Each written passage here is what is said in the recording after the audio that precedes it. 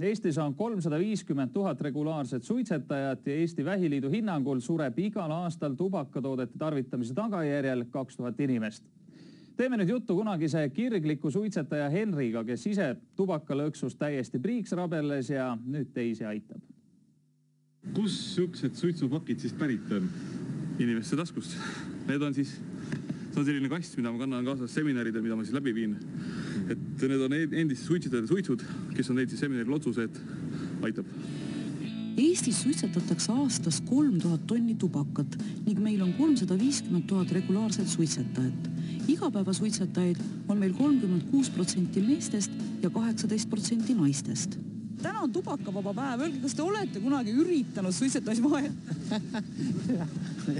Aastal, et te võtsite e-sigareti välja just taskust.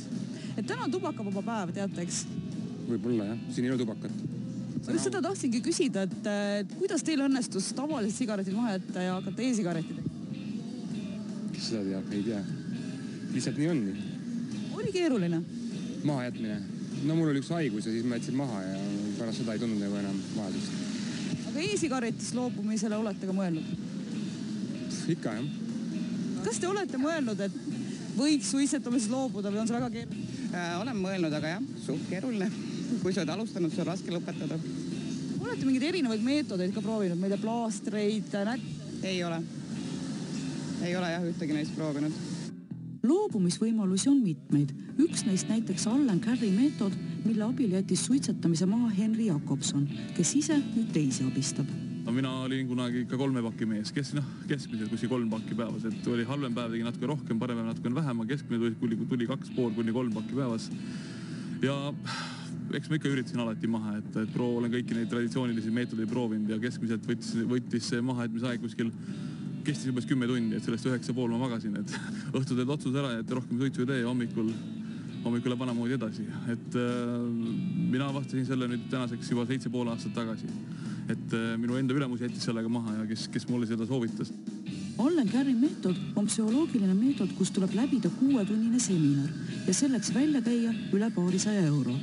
Enamus inimesed lähevad tõesti seminarilt ära, saavad sellest nikotiini füüsilise poolest esimese juba paari päevaga lahti ja lõpetavadki suitsetamise. Et mul on väga paljudega ka ühendus peetud, et kõik inimesed, kellega ma olen rääkinud, mitte kõiki ma ei saa aidata. Enamus inimesed, kellega ma olen rääkinud, on tõepoolest õnnelikud mitte suitsetajad. Paljud loobuvad siis, kui tuleb mingi terviseprobleem näiteks, et kui midagi juhtuks hullu, et siis jätaksite päeva pealt maha? Absoluutselt kindlasti. Kui suur see inimeste hulk on 4 aasta jooksul, kes tänu sulle on suitsetamisest loobunud? Minu juures on käinud umbes 500 inimest kokku selle ligi 4 aastaga ja minu õnnestusprotsent, mida me mõõdame muide raha tagasi garantiiga, et see minu õnnestusprotsent viimase peaaegu 4 aasta jooksul on 90%. Loodetavasti meetod toimib, kuid paraku ei õnnestunud meil ühtegi selle abil maha jätnud inimest kaamera ette saada. Eestis on praegu 11 linnas kokku ka 18 meditsiinilist tubakast loobumise nõustamiskabinetti, kus loobujaid tasuta nõustavad vastava ettevalmistuse saanud tervishoiutöötajad.